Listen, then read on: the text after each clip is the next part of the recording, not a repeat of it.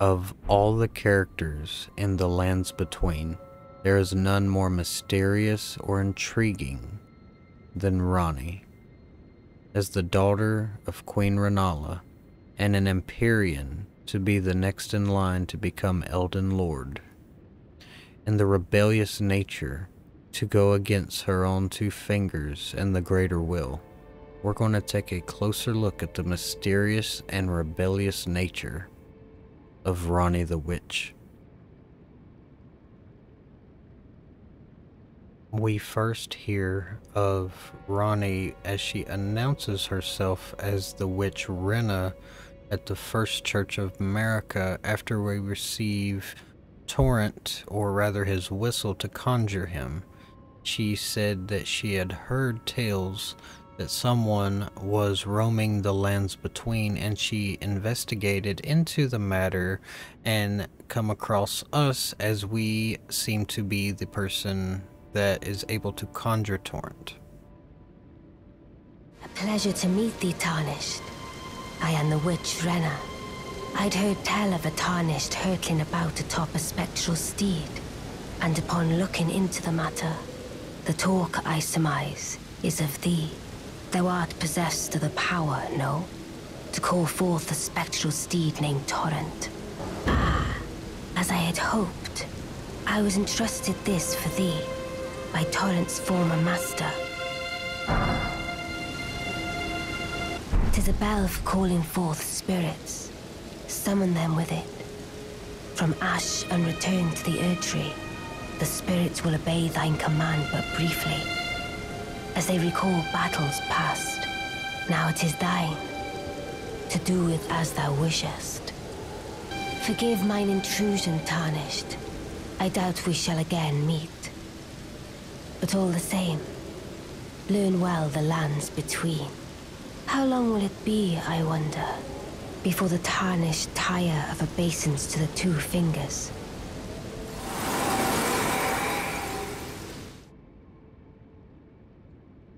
She announces herself as the witch Renna, and she gives us a spirit calling bell, and this gift tremendously helps the Tarnished throughout encounters with other enemies throughout the story, which is an awesome gift to receive.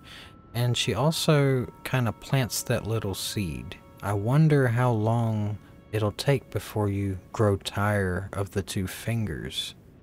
And that is where some of the mystery, it already starts almost immediately with that question. And it's, for me, it's like planting a seed of a kind gesture in case we later on down the road run into to possibly enlist the service of someone, with the startings of that kind gesture just being something that will kind of be on our minds as we explore, because there's not many newcomers that come to the lands between, so the place has kind of been in a stalemate for quite some time now, and any new help potentially coming through, certain factions I'm sure would be very interested in any newcomer that comes. And I feel like this kind gesture is Torrent chose this Tarnished.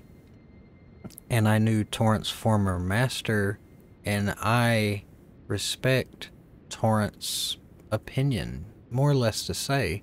She knows Torrent and knows Torrent chose this Tarnished for a reason, so she immediately said herself she was hoping to meet us because she found out that we could conjure Torrent. That little seed of information definitely gives us some foresight into what she might possibly be looking for and why maybe she chose us. As you progress further into the story, we come across Rhea Lucaria, and within it we find Rennala, Queen of the Full Moon, who we know now to be Ranni's mother. And she is inside a locked library in a state of mind that where she isn't quite looking like what she once was in her prime, and a trap is set off by Ranni the Witch, showing us who Renala used to be.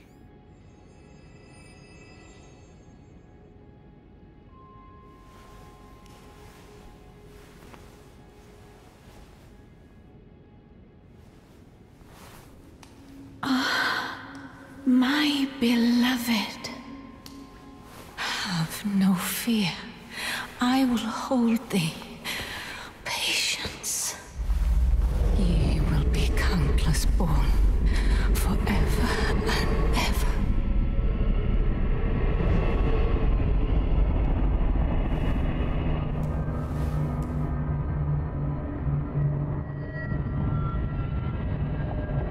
Upon my name as Ranni the Witch.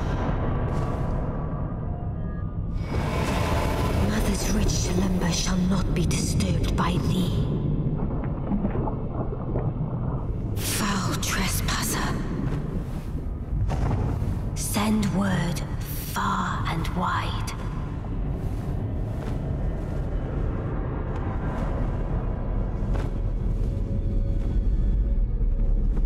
Of the last queen of Caria, Renala of the full moon.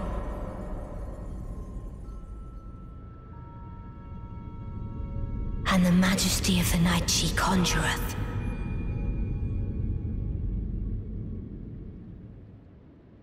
Even Ranni herself is wanting to become Elden Lord, and that means she will also need her mother's great rune to do so.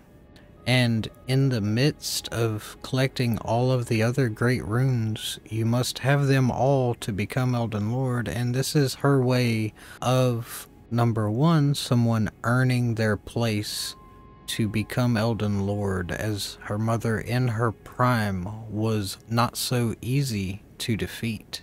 And Ranni herself probably set this trap as a test to see if there is one out there worthy of her time in their quest to become Elden Lord, and this is one way of saving her mother and also testing someone, because we meet her almost immediately after we defeat Renala. As we progress further, we run into a troll-like giant named Iji, just past a ruins that seems to be flattened from a past battle, and we find out what that battle was when we talk to Iji. A word of warning, if you please. This territory once belonged to the Carian royal family. Their manor lies not far beyond this point. When the Raya Lucari Academy turned on the Carians, the Knights of the Cuckoo descended on this tract. After leveling it, they carried on to the manor. The Carians were taken off guard, but their strength had not waned, and they repelled the Knights' onslaught by conjuring an enchanted snare that remains potent to this day. That is why I say, Tarnished, don't go near the manor, unless you wish to lie with the corpses of the heedless Knights of the Cuckoo. As we are on our way to the Carian Manor, Iji speaks of an entrapped snare, a trap set up for their enemies, and the trap they're talking about is where it rains down this glintstone magic upon you, which you can avoid if you do not follow the actual trail that is provided. And there is also a monument stating here are where the cuckoos lie during the siege. As you are making your way through Caria Manor, you'll also find a good few items that reference this same siege that we just spoke of. And one of those is the Carian Knight's Shield.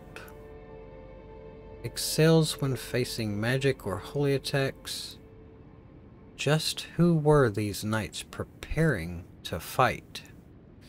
And I go to this one very specifically because as we're going through Caria Manor, you will notice that there are trolls here. And one thing about these trolls is they were not just any type of troll.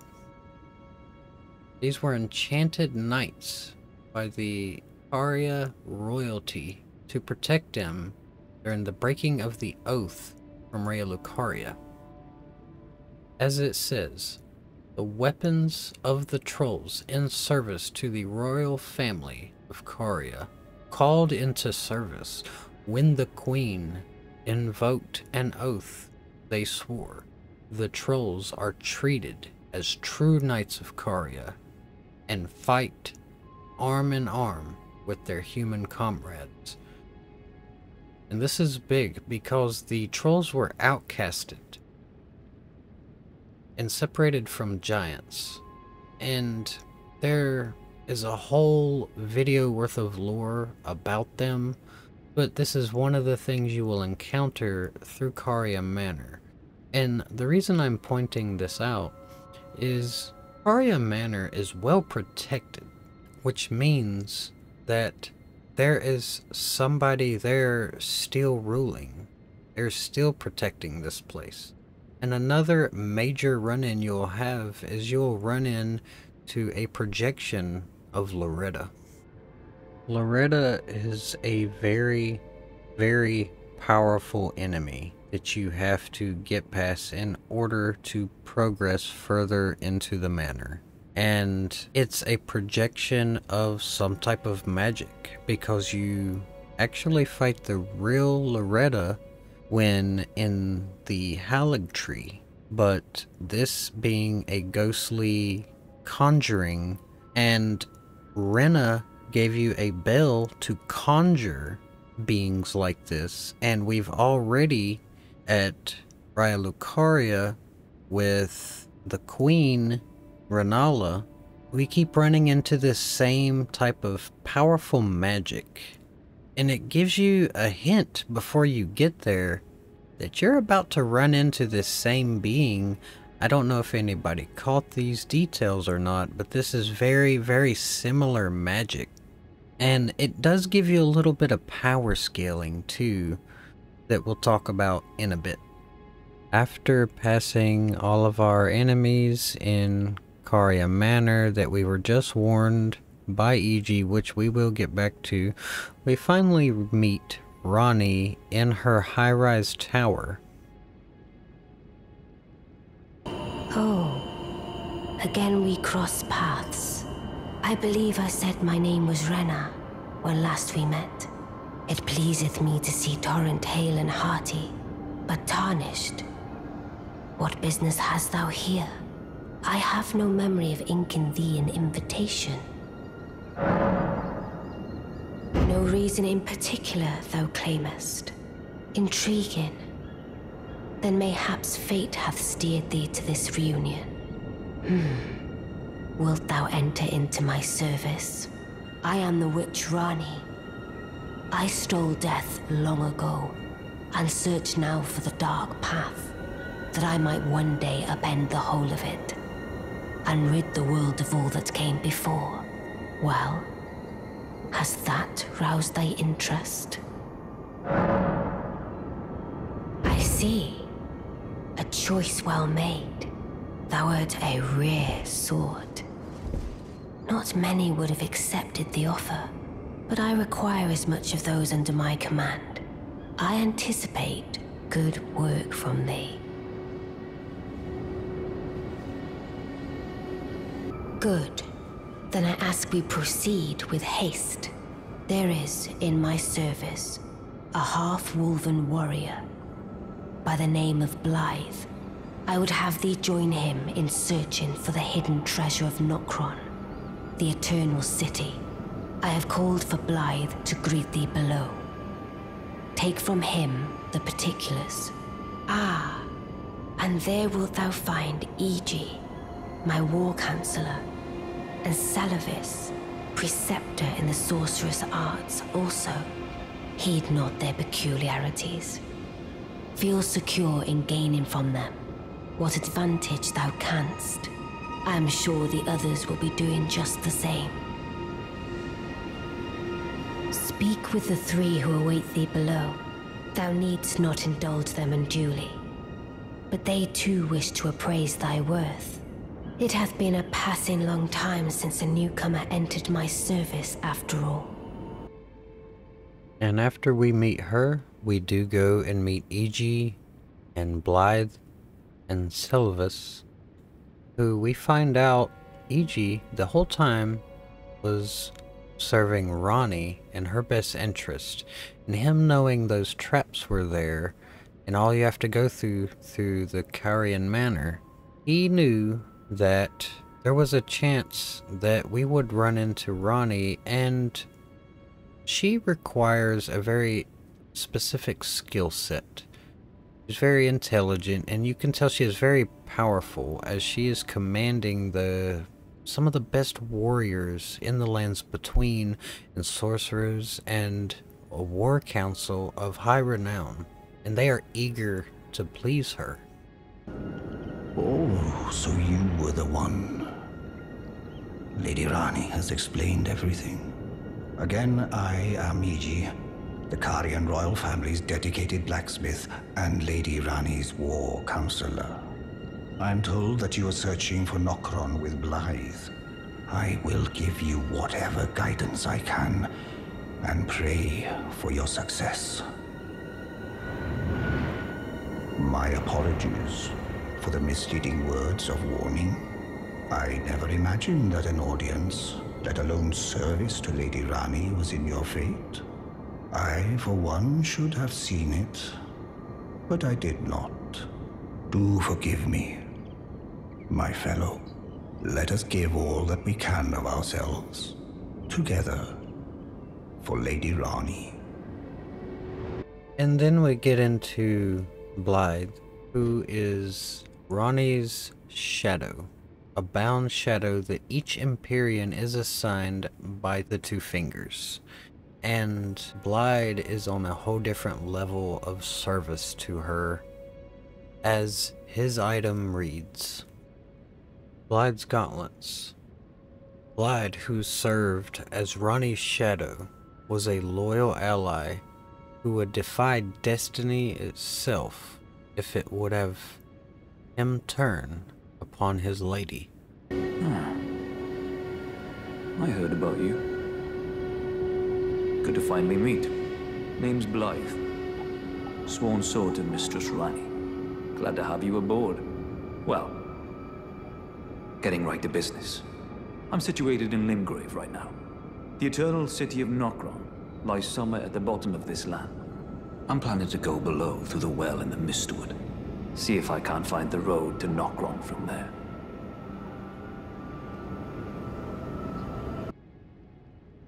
And then we meet Sylvis.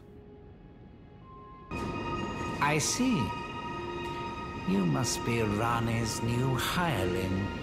Yes, I've heard all about you. I am Sylvis, preceptor in the sorcerous arts. I don't know what it is the mistress sees in a provincial tarnished like you, but since we have the misfortune of serving the same lady, I ask that you kindly try not to drag us all down with you.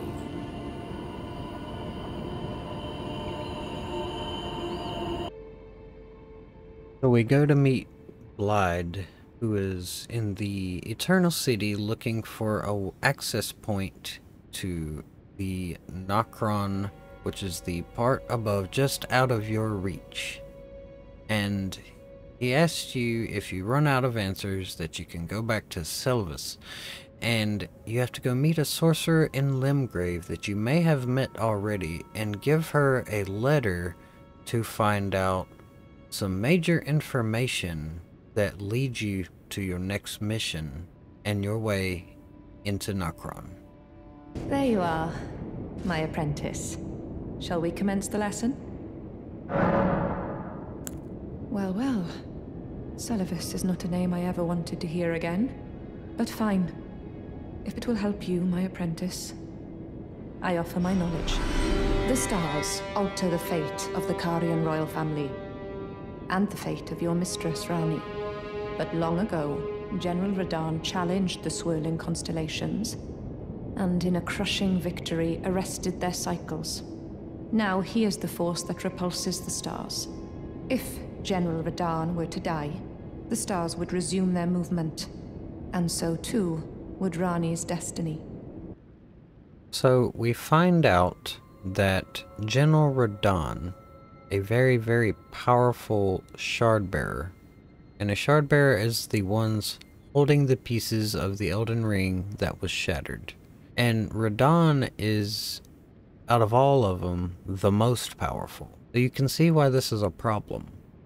Not to mention it was missing information, and the reason there isn't any progress in Ranni's life towards her goals, her plans to rid the world of the Two Fingers, uphold it all, and start something new, is no matter what she tries, the Carian royal family's destiny is intertwined with the stars above. And General Radahn is an advanced, very advanced, powerful practitioner of gravity magic, in which he used to halt the stars. Now that is how powerful General Radahn is. And until he dies, those stars will not resume their movement. Therefore, her destiny is completely halted until we come along. And I will let this next cutscene give you the rundown on General Radahn, and we'll go deeper in a later video, as he is deserving of his own video. Before we begin, allow me to paint you the full picture.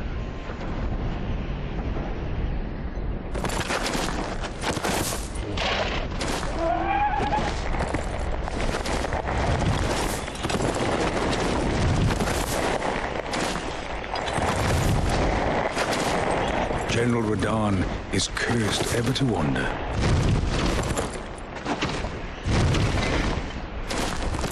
Eaten from the inside by Melania's scarlet rot, his wits are long gone.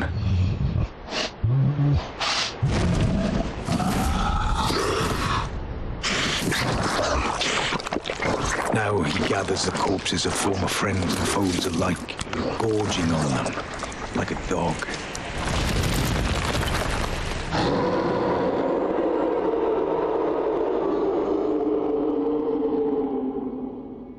Howling at the sky.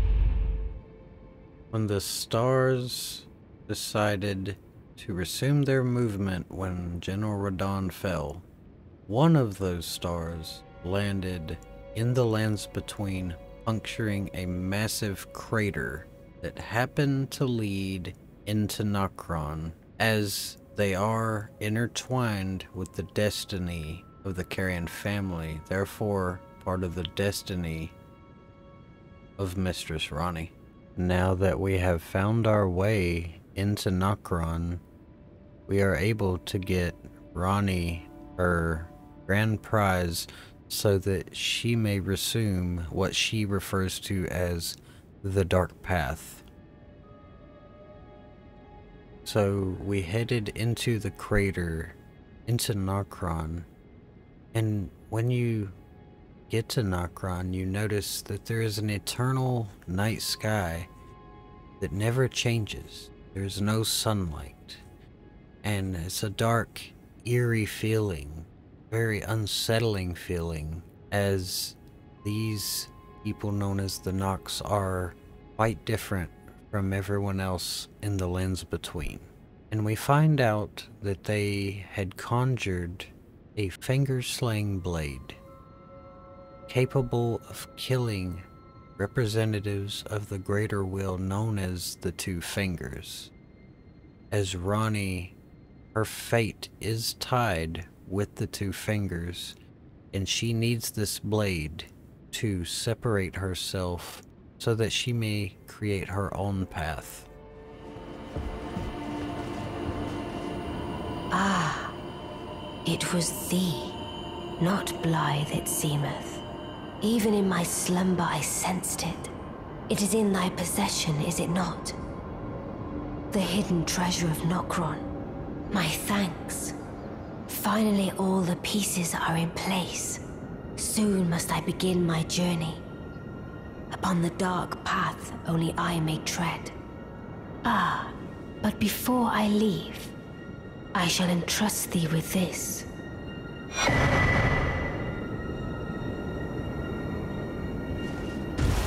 My thanks for thy sterling efforts. A strange gift, perhaps, but a rare sort such as thee would welcome it, I'm sure. I am certain now. Fate steered us to our reunion. I must thank Torrent, too, for his part. You may leave now. It was but brief, but thou gavest me fine service. So now we have helped Ranni complete a very large majority of what she needed to do before she could set alone on the dark path. And gifting us with something that comes in great handy in uncovering her story a little later. But for now, as we further into our quest to further down the rabbit hole, we come across a doll with the likeness of Ranni, almost just like her. And for whatever reason, the Tarnished decides to talk to this doll, and to my surprise, the doll starts talking back.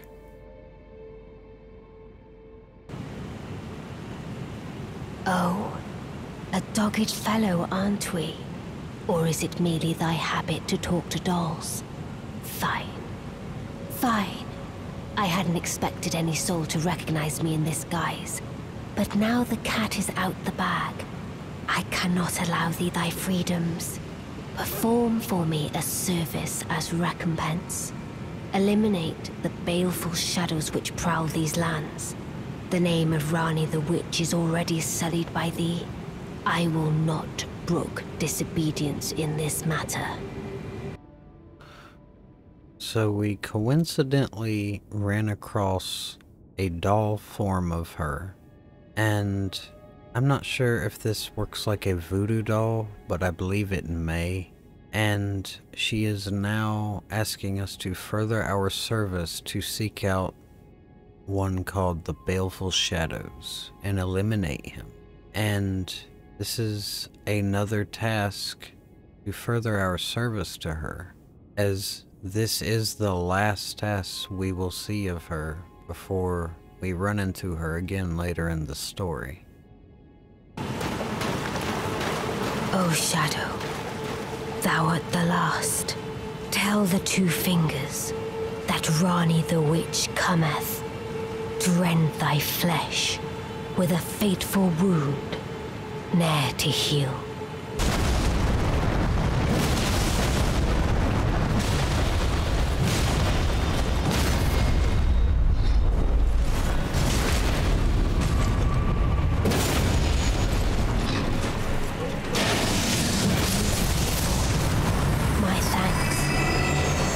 More of a challenge than I envisioned.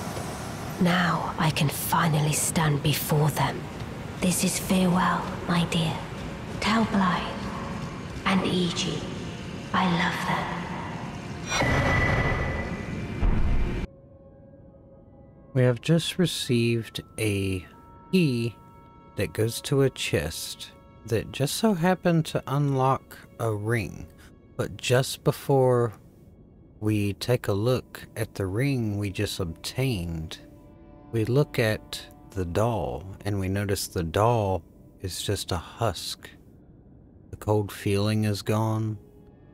And she just called us dear, so we know now that she is taken with us. And then we find what was in a chest was called the Dark Moon Ring. And it says, a ring depicting a leaden full moon, symbolic of a cold oath. The ring is supposed to be given by Lunar Princess Ranni to her consort. And she left us a key for this. And Ranni is an Empyrean, meaning her consort would be rights earn the title of Lord. A warning is engraved within. Whoever thou mayest be, take not the ring from this place. The solitude beyond the night is better mine alone. So her plans were to continue her path, and because of the dark path she must follow, she thought it better that she be alone. So do not chase her, because you will not know where to find her. But as the Tarnished we are, we continue on our journey, and we find ourselves in a place called the Moonlight Altar, where we battle a very fierce dragon, which also, after defeating, gives us a little insight into just how powerful Ranni is. So we get a little deep dive. This is Adula the Glintstone Dragon, who we find out is Adula the Glintstone Dragon. He drops a moonblade that says, Adula, a devourer of sorcerers, was bested by Ranni and subsequently swore a knightly oath to her dark moon. This is another look into how powerful she can be, and we've already seen and heard of her intelligence with Godwyn the Golden and the night that he was killed as she stole the Rune of Death and imbued the knives with them. Another example in the Lands Between of a highly powerful being with a lot of intelligence can do a lot of things, and this is why her influence is so widespread among many characters. And just ahead there is a crater that looked like a small star that struck the earth, and again with the stars holding the destiny quite literally in this sense. We find Luna Princess Ranni sitting in front of the two fingers. There's blood everywhere. She lies motionless in front of her handiwork. The two fingers behind her are bloody and slain, motionless, crooked and beat up. As the Tarnished slides on the ring, he probably thinks he has lost his mistress at this point. Maybe this is why there was the warning engraved that on the path we might not like what we see.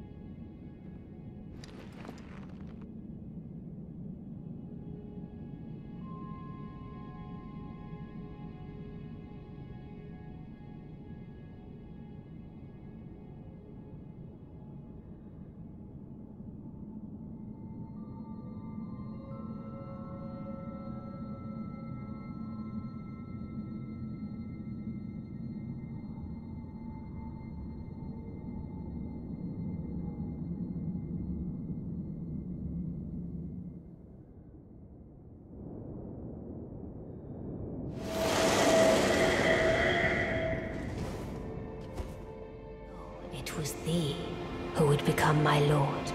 Perhaps I needn't have warned thee. I am pleased, however. Thou art a fitting choice. I go now to the night sky. It is there I shall find mine order.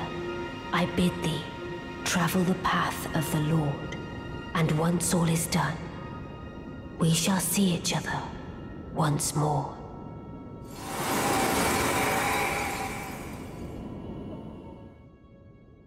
At this point, we will not see Ranni until we have become the Elden Lord.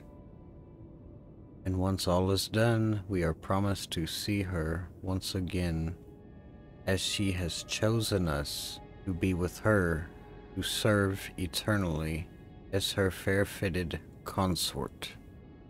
As she disappears, she leaves behind the Dark Moon Greatsword.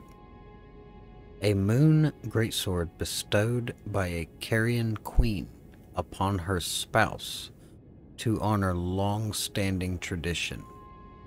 One of the legendary armaments. Ranni's sigil is a full moon, cold and leaden, and this sword is but a beam of its light.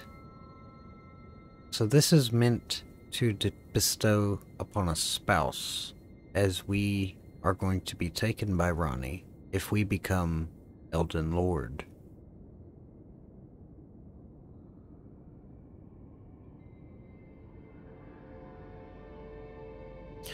But what about the gift she left us? It goes to the Carian study hall, which inverts the entire building to give us access to a tower, to which at the top we find her actual body.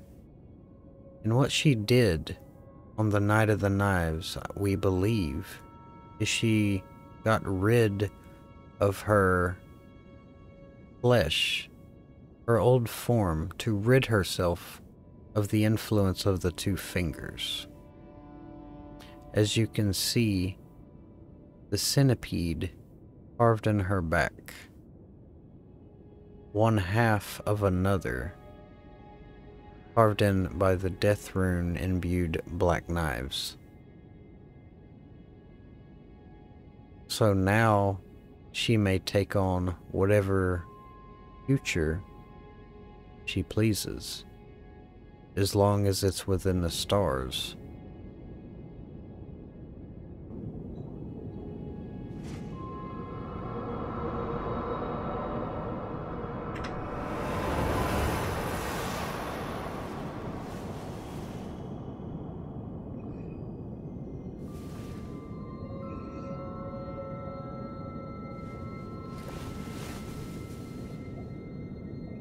The battle is over, I see.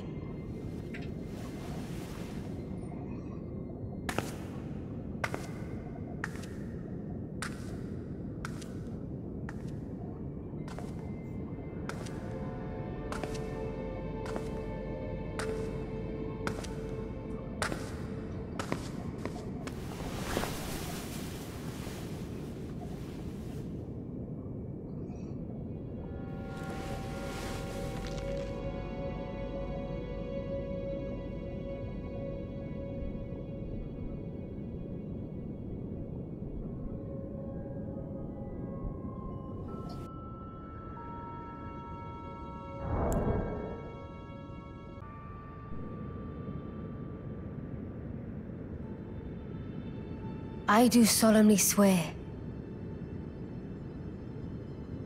to every living being and every living soul. Now cometh the age of the stars. 1,000-year voyage under the wisdom of the moon. Here beginneth the chill night that encompasses all, reaching the great beyond. Into fear, doubt, and loneliness, as the path stretcheth into darkness.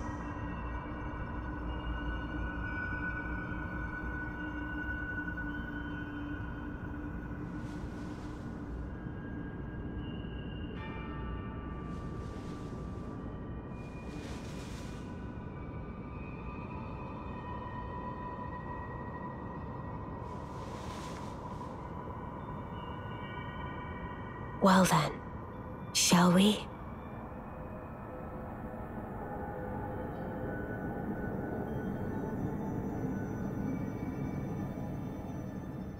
My fair consort eternal.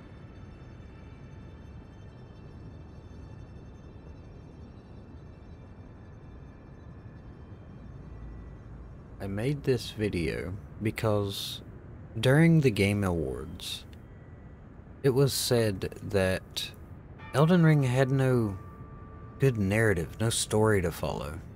That is hardly the truth. And that's exactly why I just wanted to tell the story as I seen it. For every player, there should be a different story to each person playing as they see it.